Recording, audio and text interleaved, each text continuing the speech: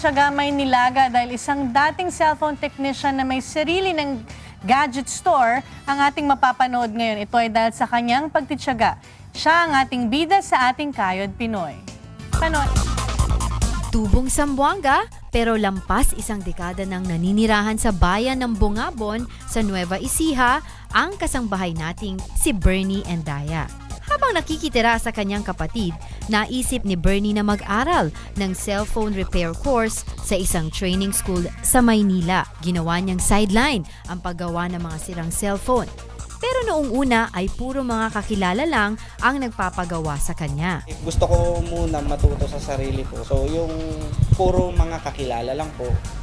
Tapos yung ginagawa ko yung cellphone nila, nagagawa ko naman po. Tapos yun sila na rin po yung nagre-refer sa ibang mga tao.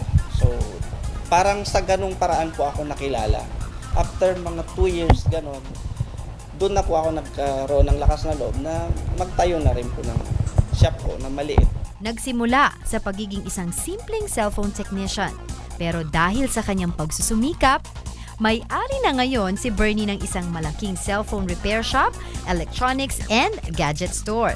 Meron po akong, itong malaking branch ko dito sa Bungabon.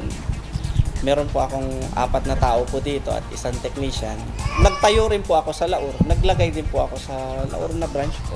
Ngayon yung nadagdag sa akin, yung videoke. Tapos pinasok ko rin po yung mga surplus computers po, yung mga Pisonets. Bukod sa kanyang determinasyon, malaking tulong din sa paglago ng kanyang negosyo ang tiwala sa kanya ng mga tao. Mahirap kasi kuhanin sa tao ngayon yung tiwala. Wag once nakuha nyo yung tiwala ng tao, sila na rin mismo yung magmamarket at tutulong sa'yo.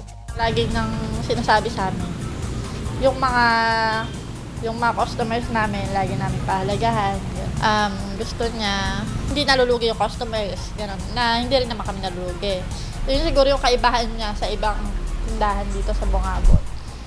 Talagang tinatreasure niya yung mga customers namin. Patunay lang ito na bukod sa sipag at tiyaga, mahalaga rin ang tiwala sa pag-asenso ng isang negosyo. Ayan, o diba? Pag may tiyaga, may nilaga. Akalain mo yun.